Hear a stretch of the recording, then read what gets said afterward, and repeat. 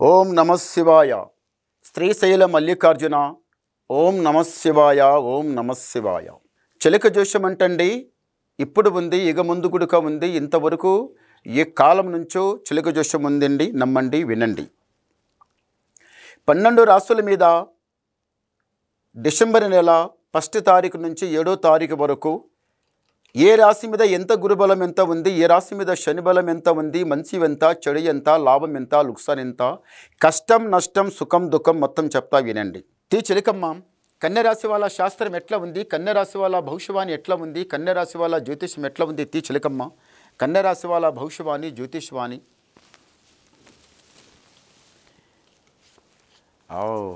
కన్యరాశి వాళ్ళకి సాక్షంగా భద్రాచలం రాముడు, భద్రాది వాసుడు. కన్యరాశి వాళ్ళకి మహాలక్ష్మి గుణం, రాజాగుణం. కన్యరాశి వాళ్ళ దగ్గర రాజాగుణం. హుషారి మాటలు, చాలబాజీ మాటలు మాట్లాడడం అది నచ్చదు. మనసులో ఒకటి పెట్టుకొని బయట ఒకటి చెప్పడం నచ్చదు. ఈ రాశి వాళ్ళు ఇంతకుముందు కొంత పని చేసి ఏదో బిజినెస్ వ్యాపారమో ఏదో చేసి అందులో లాభం కాకుండా నష్టపోయి కష్టపడి అప్పు నెత్తి మీద పెట్టుకొని కొన్ని రోజులు బాధపడ్డ వాళ్ళు మళ్ళీ అందులోనే వెళ్ళండి. మీకు ఎంతైతే అప్పు పడిందో అంతకన్నా కొంచెం మీరు ఎక్కువను సంపాదిస్తారు, కానీ తక్కువ అయితే సంపాదించుకోరు. ఎందు గురించి ఇంతవరకు అంతా ఇట్లా జరిగిందంటే కొంత నరదృష్టి వలన. మీ ఇంటికి నరదృష్టి, నరఘోష, నరదృష్టి చాలా ఉంది. నాగపాముది ఇషం ఎట్లా ఉంటుందో ఇంటి మీద అట్లా ఇషం లేక ఉంది. సాగిస్తుండ్రు, పైకొస్తుండ్రు, సాగిస్తుండ్రు కదమని మీ ఇంటి మీద మాత్రం కొంత నరదృష్టి, నరకన్ను చాలా చెడ్డగా పడింది. కొన్ని రోజుల నుంచి చూస్తారా, ఎలా వచ్చిన పైసా అలాగే పోతుంది. చేయడమా కష్టానికా, రాత్రి అనకుండా పగలనకుండా సోమరిపోతే లేకుండా పని చేయడం, గట్టిగా ఏ పని చేసినా కానీ ఒక 4 రూపాయలు సంపాదించడం పని చేస్తుండ్రు, అయినా లాభం లేదు.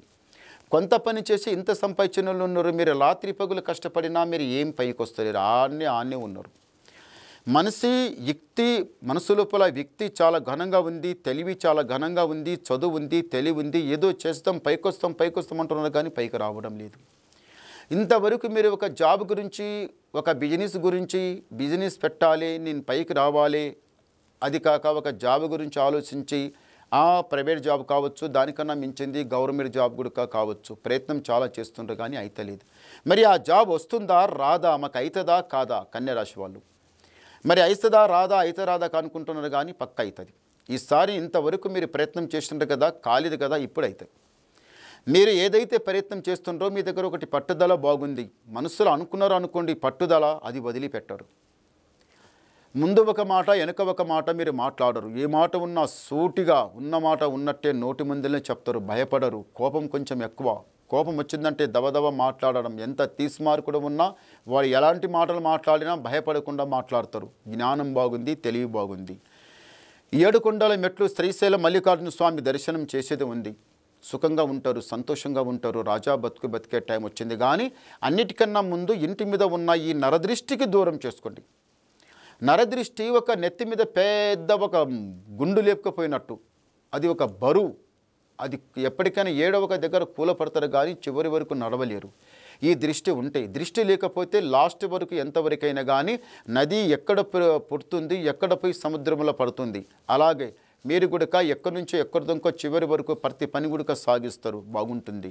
రాజా బతికేది ఉంది. ముందల సుఖంగా సంతోషంగా నడుస్తారు. కష్టాలు నష్టాలు దూరం అయిపోయే టైం దగ్గరకు వచ్చింది. మీరు ఇప్పుడు ఏదైతే పని మీద చేపెట్టి కూర్చున్నారో అది పని పక్క జరుగుతుంది. ఇంట్లో జాబ్ అయినా మీరు ముందల జాబ్ అయినా చేయండి, బిజినెస్ అయినా చేయండి. ఇంట్లో ఏదనుకున్నా కానీ ఇంటికి మంచి కలిసి వస్తుంది. ఇంటి మీద ఉన్న దృష్టి దూరం చేసుకోండి. గవ్వలేస్తాం. ఓం నమః శివాయ. చాలా మంచి గవ్వలు పడ్డాయి. ఈ కన్యరాశి వాళ్ళకి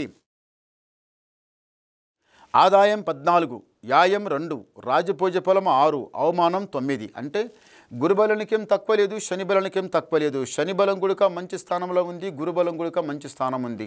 2 గుడిక ఎట్లా ఉన్నాయంటే 2 సమానంగా ఉన్నాయి. కొంచెం తొందర పడకండి, నిదానం చేయండి, దేవధ్యానంలో నడవండి, భగవంతునికి ధ్యానం చేయండి, మీకు అంత మంచి జరుగుతుంది. నమస్కారం.